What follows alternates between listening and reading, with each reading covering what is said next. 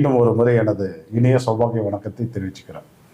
இன்னைக்கு டாபிக் என்ன அப்படின்னு கேட்டீங்கன்னா, 9 கிரகங்களுடைய ஊழ்வினை கர்மா என்பது உங்கள் ஜாதகத்தில் உண்டா இல்லையா அப்படிங்கிறத இன்னைக்கு நம்ம பார்த்து தெரிஞ்சுக்க போறோம். நம்ம சரி, முதல் கிரகம், அதாவது கிரகங்கள் 9 அப்படிங்கிறது எல்லாருக்கும் தெரிஞ்சது தான்.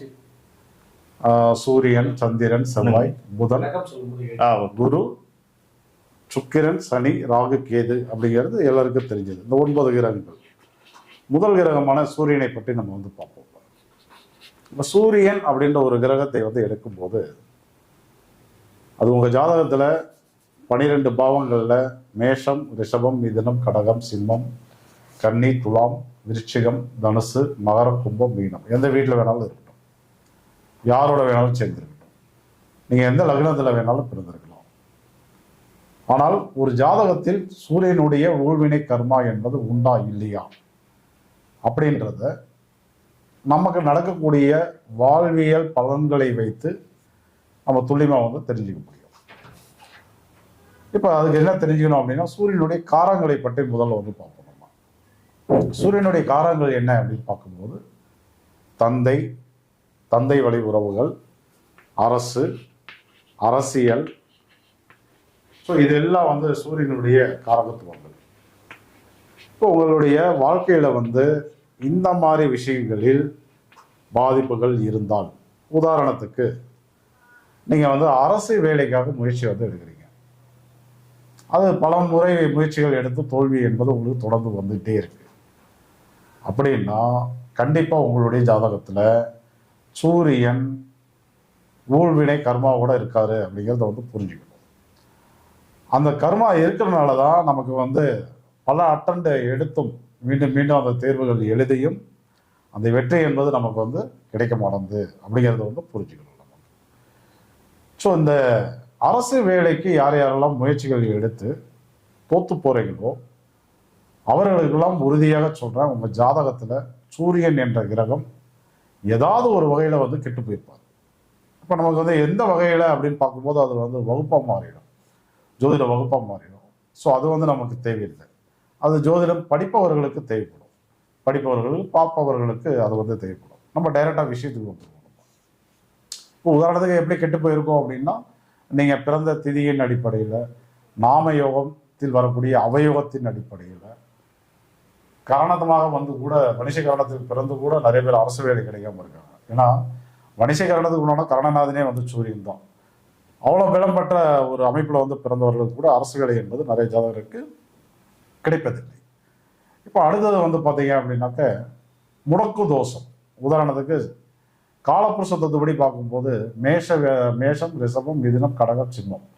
சிம்மம் என்பது 5ஆம் வீடு, அது சிம்ம வீடு. அந்த வீட்டு ஓனர் சூரியன். ஸோ அந்த வீடு முடக்கு தோஷம் பெற்றிருந்தாலும், நீங்கள் எந்த லக்னத்தில் பிறந்து அந்த வீடு முடக்கு தோஷம் பெற்றிருந்தாலும், நீங்கள் அரசு வேலைக்கு முயற்சி பண்ணும்போது வேலை வாய்ப்புகள் கிடைக்காது. இப்படி தான் அந்த காரணங்கள் இருக்கும். ஸோ 3 6 8 12 மறையிறது, பாதகாதிபதியாக வருது, மாரகாதிபதியாகிறது. ஸோ அதில் இல்லைன்னா அவயோக தோஷம் வாங்கியிருக்கிறது, திதிசூனியத்தால் தோஷம் வாங்கியிருக்கிறது. இப்படி ஏதோ ஒரு காரணத்தால் அது அந்த கர்மா என்பது உங்களுக்கு செயல்பட்டு இருக்கும். கர்மா என்பது உங்களுடைய தலைமுறையினுடைய 7 தலைமுறையுடைய கணக்குகள். அது நீங்கள் எந்த குடும்பத்தில் பிறந்திருக்கீங்களோ அந்த குடும்பத்தினுடைய 7 தலைமுறைகளுடைய பாவ புண்ணியங்களை தான் நம்ம கர்மா அப்படின்னு எடுத்துக்கிறோம். ஊழ்வினை கர்மா அப்படின்னு எடுத்துக்கிறோம். நம்ம சாபம்னு எடுக்கிறோம், தோஷம்னு எடுக்கிறோம். அதே போல நீங்க முன்ஜென்மத்தில் வாழ்ந்த பொழுது செய்த பாவ கணக்குகளை அதையும் உங்களுடைய ஜாதகம் சுட்டி காட்டும். 2 சேர்ந்தது தான் உங்களுடைய பிறப்பு ஜாதகம். இப்ப சூரியன் என்ற கிரகம் பாதிக்கப்பட்ட அரசு வேலை கிடைக்கல அப்படின்னா நீங்க என்ன பண்ணணும் அப்படின்னா, நம்ம மேல்மருவத்தூர் பக்கத்துல இருக்கக்கூடிய அச்சரப்பாக்கம் என்ற ஊரில் இருக்கக்கூடிய ஆட்சிபுரீஸ்வரரை போயிட்டு தரிசனம் செய்யும் போது உங்களுக்கு அந்த ஊழ்வினை கர்மா என்பது விலகி நிச்சயமாக நீங்க அரசு வேலைக்கு முயற்சிகள் பண்ணிட்டு இருப்பீங்க, அதை கிடைக்க ஆரம்பிச்சிடும். அப்ப அரசு வேலைக்காக முயற்சி எடுப்பவர்கள் இந்த அச்சரப்பாக்கம் ஆட்சிபுரீஸ்வரரை போய் நீங்க தரிசனம் பண்ணும்போது தோஷம் விலகுது அப்படிங்கிறத நம்ம தெரிஞ்சுக்கிட்டோம். ஆனால் என்னைக்கு போனால் நல்லது அப்படின்ற ஒரு கேள்வி வரும்போது, உங்களுக்கு ஜோதிடரை பற்றி எங்களுக்கு எந்தவித அறிவும் எங்களுக்கு இல்லைங்க, புரிதலும் கிடையாது அப்படின்ற ஒரு நிலையில் இருக்கும்போது நீங்கள் ஞாயிற்றுக்கிழமையில் போகிறது ரொம்ப நல்லது.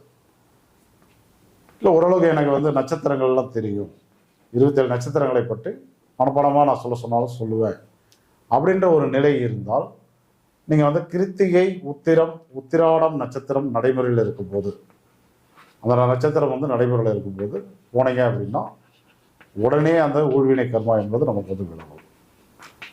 இல்லை அதை விட கொஞ்சம் ஜோதிடத்தில் எனக்கு வந்து புரிதல் இருக்கு அப்படின்ற பட்சத்தில், சூரியன் யோகியாக வரக்கூடிய சோபனம், ஹர்ஷனம், சுபம், இந்த 3 நாம யோகத்தில் நீங்கள் வந்து கோவில் பரிகாரங்கள், சிவாலய பரிகாரங்கள், சூரியனுக்கு உண்டான பரிகாரங்கள் வந்து செய்யும்போது அந்த தோஷ நிவர்த்தி என்பது நமக்கு வந்து உடனே கிடைக்கும். நமக்கு வேற என்ன சொல்லலாம் அப்படின்னா, கரணத்தின் அடிப்படையிலையும் நம்ம வந்து பண்ணலாம். கரணத்தின் அடிப்படையில் வணிஷை கரணம் நடைமுறையில் இருக்கும்போது போனீங்க அப்படின்னாலும் அந்த சூரியனுடைய தோஷம் என்பது நமக்கு வந்து நிவர்த்தி அடையும். சரிங்களா? இப்போ அடுத்தது சூரியனால் வரக்கூடிய வேற பிரச்சனைகள் என்ன அப்படின்னு பார்க்கும்போது, அரசு வழியிலிருந்து வரக்கூடிய பணம் தொகை நமக்கு வராமல் டிலே ஆகிட்டு இருக்கும், வராமல் பாதிப்புகளை வந்து கொடுத்துட்ருக்கோம். அது எப்படி வேணாலும் இருக்கலாம். நமக்கு இப்போ வந்து அரசு வந்து மாதம் மாதம் நமக்கு வந்து ஒரு உதவித்தொகை மாதிரி கொடுக்குறாங்க, ஸ்காலர்ஷிப் வந்து கொடுக்குறாங்க. ஸோ வந்து நீங்கள் வந்து கவர்மெண்ட்டில் ஜாப்பில் வந்து ஏதோ ப்ராப்ளம் ஆகி சஸ்பெண்ட் ஆகி உங்களுடைய பணம் வந்து நிப்பாட்டி வச்சுருக்கலாம், ரிட்டையர்ட் ஆகி வர வேண்டிய தொகை வந்து வராமல் வந்து இருக்கலாம். இப்படி அரசு வழியில் உங்களுக்கு வந்து வர வேண்டிய பணம் சம்பந்தப்பட்ட பிரச்சனைகள் இருந்தால் அதற்கும் உங்கள் ஜாதகத்தில் இருக்கக்கூடிய சூரியன் தான் வந்து காரணம். அதில் மாற்று கருத்து இல்லை. அது எப்படி அந்த ஊழ்வினை வாயில் கெட்டு போயிருக்கு அப்படின்னா அது வந்து பாடமாக மாறிடும். அது நமக்கு வந்து தேவையில்லை. அப்படி ஒரு பாதிப்பு உங்களுக்கு நடைமுறையில் இருந்தால் நீங்கள் போக வேண்டிய இடம் வந்து நம்ம திருச்சிக்கு அவுட்டரில், திருச்சியினுடைய அவுட்டரில் வந்து பார்த்தீங்கன்னா லால்குடி அப்படின்ற ஒரு ஊருக்கு, அந்த லால்குடிக்கு பக்கத்தில் மாந்துரை அப்படின்ற ஒரு ஊரில் இருக்கக்கூடிய ஆபரவணேஸ்வரர் அப்படின்ற சிவனை போயிட்டு நீங்கள் வணங்கும் போது உங்களுடைய அந்த பண வரவுல இருக்கக்கூடிய கர்மா என்பது விலகி, அந்த தோஷம் வந்து விலகி, அந்த பணம் வந்து பார்த்தீங்க அப்படின்னா டக்குன்னு வந்து வர ஆரம்பிச்சிடும். அதனால அரசு சார்ந்த வகையில் பண பிரச்சனை இருப்பவர்கள் சிலர்லாம் வந்து ஐடி ப்ராப்ளத்துக்கு கூட மாடியில் வந்து முடிக்கலாம். ஸோ அவர்களுக்கும் வந்து இதெல்லாம் வந்து பொருந்தும். சரிங்களா? இப்போ அடுத்தது தந்தை வழி உறவுகளிடையே, சித்தப்பா, பெரியப்பா, அவர்களுடைய மகன், மகள், அதை வந்து நம்ம வந்து அண்ணன் தம்பிச்சின்னு எடுக்கலாம், அல்லது வந்து பங்காளிகள் அப்படின்னு எடுத்துக்கலாம். நம்ம அவர்கள் வழியில் உங்களுக்கு நிலப்பிரச்சனைகள் இருந்தால் கண்டிப்பா அதுக்கும் காரணமான கிரகம் உங்க ஜாதகத்தில் இருக்கக்கூடிய சூரியன் தான். அவர் வந்து பாத்தீங்க அப்படின்னா மிருகசீரிஷம், சித்திரை அவிட்டத்தில் நின்றுட்டு இருப்பாரு. அப்படி இல்லைன்னா அந்த சூரியனுக்கும் உங்க ஜாதகத்தில் இருக்கிற செவ்வாய்க்கும் தொடர்பு என்பதற்கும் இந்த இருவரும் இணைந்து அந்த உள்வினை கர்மாவை வந்து உங்களுக்கு வந்து கொடுத்துட்டு இருப்பாங்க. அப்ப நீங்க இந்த தோஷத்தை நிவர்த்தி பண்ண எங்க போகணும் அப்படின்னா பூமிநாதேஸ்வரர் அப்படின்ற ஆலயங்கள் வந்து போகலாம். செவ்வலூர்ல இருக்கக்கூடிய பூமிநாதேஸ்வரர் அப்படின்ற ஆலயத்துக்கு அதே தான் ஞாயிற்றுக்கிழமையில போகலாம். அப்படி இல்லைன்னா கிருத்திகை, உத்திராட நட்சத்திரங்கள்ல வந்து போகலாம், வணிசை கரணத்தில் போகலாம், சோபனம், ஹர்ஷனம், சுபம் ஆயிரத்தில் போகலாம். அப்படி போயிட்டு வரும்போது உங்களுக்குள்ளார இருக்கக்கூடிய இந்த சண்டை சச்சரவுகள் எல்லாம் வந்து சுமூகமாக வந்து போகும். குறிப்பாக வந்து நில சம்பந்தப்பட்ட பாதிப்புகள் வந்து பிரச்சனைகள் இருந்தாலும் அதற்கெல்லாம் ஒரு உடனடி தீர்வுகள் கிடைப்பதை நீங்கள் வந்து கண்கூடாக வந்து பார்க்க முடியும். இப்படி நம்ம வந்து என்னன்னா சூரியனுடைய காரகத்திலே பல பிரச்சனைகள் நமக்கு வந்து இருக்கு. இப்போ அடுத்தது வந்து பார்த்தீங்க அப்படின்னாக்க அரசு வழியில் மிரட்டல்கள் என்பது சில பேருக்கு வந்து இருக்கும். அது எப்படி இருக்கும் அப்படின்னா, இவங்க வந்து கவர்மெண்ட் ஜாப்ல இருப்பாங்க, யாராவது மேலதிகாரியோ கீழே இருக்கீங்களோ படிப்புரியவங்களோ இவங்களை வந்து மிரட்டிட்டு இருப்பாங்க. ஸோ இவங்க வந்து என்னதான் நம்ம வந்து நேர்மையாக வந்து வேலை பார்க்கணும் அப்படின்ற ஒரு நிலை வந்து இருந்தாலும் அங்கே வந்து இருக்கிற சூழல் வந்து அவங்கள வந்து பார்க்கக்கூடாது. அப்படியே பார்த்தாலும் ஏதாவது வந்து இந்த செய்வினை, ஏவல், பில்லி சூனியம், மாந்திரிகம், இல்லைன்னா ஆளை வச்சு மிரட்டுறது, கடத்துறது, கத்தை காட்டுறது, ஸோ அந்த மாதிரி வேலைகளும் வந்து அரசு வழியில் பாதிப்புகள் என்பது உண்டு. இது அதிகமாக வந்து பார்த்தீங்கன்னா நேர்மையாக நடக்கக்கூடிய அரசு ஊழியர்களுக்கு இந்த மாதிரி பிரச்சனைகள்லாம் வந்து வரும். ஸோ அந்த மாதிரி பாதிப்புகள் உங்களுக்கு இருந்தால், அல்லது அரசு வழியில் வழக்குகள் ஏதாவது நடந்துட்டு இருக்கு, நீங்கள் ஒரு கவர்மெண்ட் ஜாப்ல இருக்கீங்க, ஏதோ ஒன்று சஸ்பெண்டில் இருக்கீங்க, இல்லை வந்து உங்களுக்கும் மேலதிகாரிகள் ஏதோ ஒரு கருத்து வேறுபாடுகள், அது ஒரு வழக்காக போயிட்டுருக்கு. அப்போ அரசு வழியில் ஏதோ ஒரு நியாயம் வேண்டி நம்ம வந்து வழக்குகள் வந்து தொடுத்திருக்கோம்.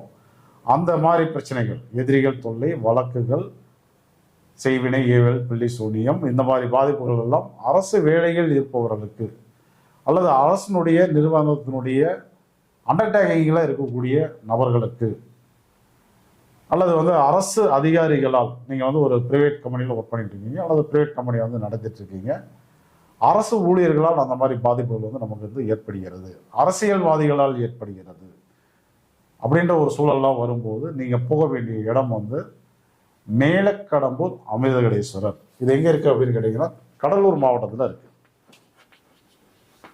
சரிங்களா? கடலூர் மாவட்டத்தில் மேலக்கடம்பூர் அப்படின்ற ஊரில் இருக்கக்கூடிய அமிர்தகடேஸ்வரரை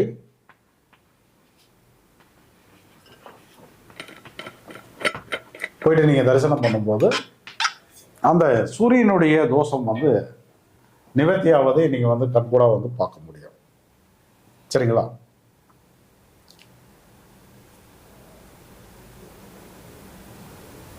இப்போ அடுத்தது சூரியனுக்கு உண்டான தோஷங்களுக்கெல்லாம் நம்ம வந்து பார்த்தாச்சு. இது வந்து முழுக்க முழுக்க நம்ம வந்து கோவில் போய் தான் அந்த பரிகாரங்கள் வந்து பண்ணணும். நம்ம சரிங்க, நம்ம வந்து கோவில் போகிற அளவுக்கு எனக்கு வந்து நேரம் இல்லை, பண வசதிகளும் வந்து கிடையாது, நான் வீட்டிலேருந்தே ஏதாவது பண்ண முடியுமா அப்படின்ற ஒரு சூழல் வரும்போது நீங்கள் என்ன பண்ணலாம் அப்படின்னா, சூரியனுடைய தலவிருச்சம் வந்து வெள்ளெருக்கன் செடி. இந்த வெள்ளெருக்கன் செடியை வந்து வாங்கி நீங்கள் நட்டு வச்சு வளர்த்தக்கூடாது. சூரிய தோஷம் இருப்பவர்கள் அப்படி வளர்த்துனீங்க அப்படின்னா அந்த பிரச்சனைகள் வந்து உங்களுக்கு வந்து அதிகமாகிடும். அதற்கு பதிலாக யாருக்காவது வந்து தானம் வந்து கொடுக்கணும். யாராவது வெள்ளெருக்கன் செடியை வந்து வளர்க்க விரும்புகிறாங்க அப்படின்னா அவங்களுக்கு வாங்கி நீங்கள் தானம் கொடுத்தீங்க அப்படின்னா அந்த தோஷம் வந்து விலகும். அடுத்து பார்த்தீங்கன்னா, உத்திராட்சம் என்பது சூரியனுக்கு உண்டான ஒரு அடையாள சின்னம். நமக்கு அந்த உத்திராட்சத்தை நீங்கள் வந்து சூரியனுடைய தோஷம் இருப்பவர்கள் அணியக்கூடாது. அதற்கு பதிலாக ஒரு உத்திராட்சத்தையோ உத்திராட்சம் மாலையையோ, அதில் பார்த்தீங்கன்னா 1 முகம், 2 முகம், 5 முகம், 7 முகம், நிறைய வெரைட்டிஸ் வந்துருக்கு. ஏதாவது ஒரு நல்ல தரமான உத்திராட்சத்தை வாங்கி சிவனடியார்களுக்கு தானம் செய்யும்போது, சிவன் கோயில் போனீங்க அப்படின்னா உங்களுக்கு வந்து சிவனடியார்கள் வந்து நிறைய உட்கார்ந்துருப்பாங்க. இதில் வந்து குறிப்பாக வந்து திருவோடு வச்சுக்கிட்டு யார் உட்கார்ந்துருக்காரோ அவர் தான் வந்து ஒரிஜினல் சிவனடியார்கள். சரிங்களா? அவர்களுக்கு நீங்கள் வந்து உத்தராட்சத்தை வந்து தானம் கொடுக்கும்போது, ஒரு மாலை வாங்கி கொடுக்கும்போது இந்த சூரியனுடைய தோஷம் வந்து நிவர்த்தி அடைன்னு சொல்லலாம். இதுக்கு நம்ம வந்து பெருசாக ஒன்றும் செலவு பண்ண போகிறது கிடையாது. இருக்கிற ஊரில் அங்கங்கே இருக்கக்கூடிய சிவாலயங்களில் அங்கங்கேயே வந்து பார்த்தீங்கன்னா குறைந்த செலவில் உங்களால் வந்து பண்ணிக்க முடியும். ரைட்டுங்களா? இப்போ அடுத்தது, பெண் ஆடு என்பது வந்து சூரியனுடைய ஒரு அடையாளம், விலங்கு. பெண் ஆடுகளுக்கு உணவுகள் வந்து வாங்கி கொடுக்கலாம், அல்லது பெண் ஆட்டு குட்டியை வாங்கி யாருக்காவது வந்து தானம் தரலாம். பெரிய அளவில் நமக்கு வந்து பிரச்சனைகள் இருக்குது அப்படிங்கிற பட்சத்தில் ஒரு சின்ன குட்டியை வாங்கி தானம் கொடுத்தீங்கனாலும் உடனே வந்து அந்த கர்ம வினை விலகிறத நீங்கள் வந்து புரிஞ்சிக்க முடியும். இப்போ அடுத்தது பார்த்தீங்கன்னாக்க, உணவுகளில் வந்து இந்த கோதுமை, வாழைப்பழம், பீட்ரூட், கேரட், பச்சை மிளகாய், ஆரஞ்சு பழம், கூடைசில் வந்து பார்த்தீங்கன்னா ஃபேண்டா, இந்த மாதிரி உணவுகள் எல்லாமே சூரியன் சம்பந்தப்பட்ட உணவுகள். ஸோ உங்களுக்கு சூரியனுடைய தோஷம் இருந்து அரசு, அரசியல், சித்தப்பா, பெரியப்பா, அவர்களுடைய வாரிசுகள், பங்காளிகள், ஸோ வந்து அதன் வழியிலெல்லாம் உங்களுக்கு வந்து பிரச்சனைகள் வந்து இருக்குது. ஒரு அரசியல்வாதினால பிரச்சனை இருக்குது அப்படின்னாக்க நீங்கள் என்ன பண்ணலாம், டைரெக்டாக அந்த பரிகாரத்துக்கு வந்து வந்துடலாம். ஓகேங்களா? இப்போ இந்த உணவுகளை வந்து சமைத்தோ அல்லது பச்சையாகவோ நீங்கள் வந்து பிறருக்கு வந்து ஞாயிற்றுக்கிழமைகளில் குறிப்பாக வந்து மதியம் 1 மணிலேருந்து ஒரு 2 மணிக்குள்ளார தானம் தர்மம் செய்தீர்கள் என்றால் அந்த சூரியனுடைய தோஷம் வந்து நிவர்த்தி அடையதை நம்ம வந்து உடனே வந்து தெரிஞ்சுக்கணும். ஓகே குருஜி, ரொம்ப அற்புதமான வித்தியாசமா இருக்கு குருஜி, இது வரைக்கும் கேள்விப்படலை. இப்போ வந்து என்னன்னா, உங்கள் ஜாதகத்தில் சூரியன் எங்கே வேணாலும் இருக்கட்டும், அவரும் வந்து பாதிக்கப்பட்டு இருந்தால் இந்த மாதிரி பிரச்சனைகள்லாம் உங்களுக்கு இருக்கும். உங்கள் வாழ்க்கையில் இந்த மாதிரி பிரச்சனைகள் இருந்தால் டைரெக்டாக இந்த கோவில் பரிகாரத்துக்கு வந்துடுங்க. கோவில் பரிகாரம் பண்ண முடியல அப்படின்ற சூழல் வரும்போது இந்த மாதிரி வாழ்வியல் பரிகாரங்கள் நிறைய சொல்லியிருக்கேன். அதை நீங்கள் செய்யும் போது அந்த தோஷம் வந்து நிவர்த்தி அடையும் அப்படிங்கிறத நீங்கள் வந்து புரிஞ்சுக்கணும். இப்போ அடுத்தது வந்து இரண்டாவது கிரகம். இரண்டாவது கிரகம் வந்து சந்திரன். இரண்டாவது கிரகம் வந்து சந்திரன். இப்போ ஒரு ஜாதகத்தில் வந்து கட் பண்ணி போட்டுக்க வீடியோ. ஓகே குருஜி.